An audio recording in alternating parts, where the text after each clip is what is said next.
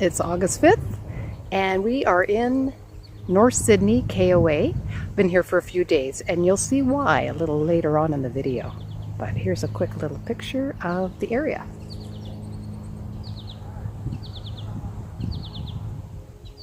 Okay, so now we're just walking back to our campsite. And here we are, our little campsite. And I'm just going to show you something. It was quite scary.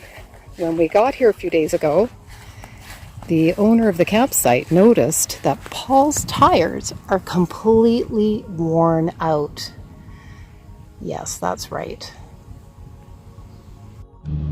So continuing on from the last video that I had done, on July 27th and 28th, we stayed at a nice little B&B called Ivy's and met a nice couple from Germany, Karl, Heinz, and Kirsten, and got lots of good ideas from them because they got there the day before and she had already done quite a bit of reading, so she gave us some good ideas of what to see in Gross Morin. So on July 28th, with the last video I was doing laundry, so in the afternoon after doing the laundry, we took this 431 route and we went to the Tablelands, which was really interesting. It's where the Earth's mantle is visible. And David Suzuki does some kind of like a documentary on it if you wanted to find out more about that, but it was really quite interesting. Then we went out to Trout River and that was very pretty. Had a really nice dinner and then came back that night. The following day, because we were heading up north, we did the rest of as much as we could of the Gross Morin area on the way there. We went into Rocky Harbor and Norris Point, Sally's Cove, Cowhead, and then there's a really interesting area here called Western Brook. Now we weren't able to do the boat cruise, but a lot of people swear by it, saying it's really quite interesting and beautiful. But we didn't do it this time. And anyway, we ended up staying at Parsons Pond that evening. And then the following day, we took this route all the way up and we went up to Port au Choix. That was beautiful. Don't even know if I'm saying it correctly, but it was a really gorgeous little fishing town and so on, and lots of history here. And then we continued on and went all the way up to Saint Lunaire. And that's where we stayed on July 30th and 31st.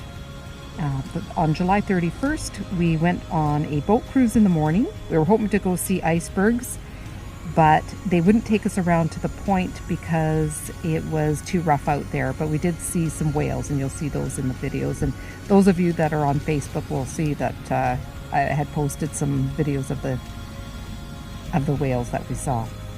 And then in the afternoon, we went to Meadows. It's a National Historic Site. And it's quite interesting. It's the only known Viking settlement in North America.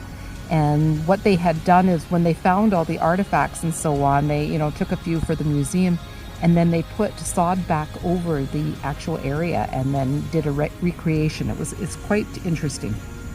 And you'll see a couple pictures of that as well. Then August 1st, we returned to the B&B in Deer Lake because it was just really nice there anyway, and Karl, Heinz, and Kirsten were there again, so that was really nice to see them again. Then August 2nd, we ended up going from Deer Lake all the way down to Port Basques, because that's where we were going to catch the ferry the following day.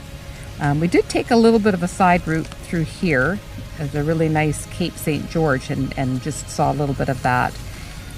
And just a nice little drive. A little longer than we had wanted, but we made it up to Port Basques probably later than we should have, but that's where we stayed through the night.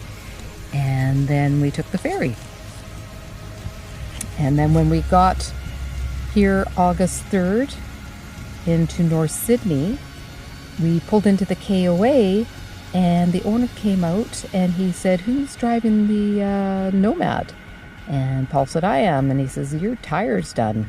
And sure enough, it was completely bald. We had checked it in St. John's before we left St. John's, and it seemed like it was still doing okay, and by the time 10 days later, basically, it was completely bald. And so we've spent the whole, 3 days in North Sydney waiting. It was a long weekend, so we had to wait till one of the tire shops opened up, or motorbike shops. And that's it. We finally got it fixed, and we're going on the Cabot Trail tomorrow.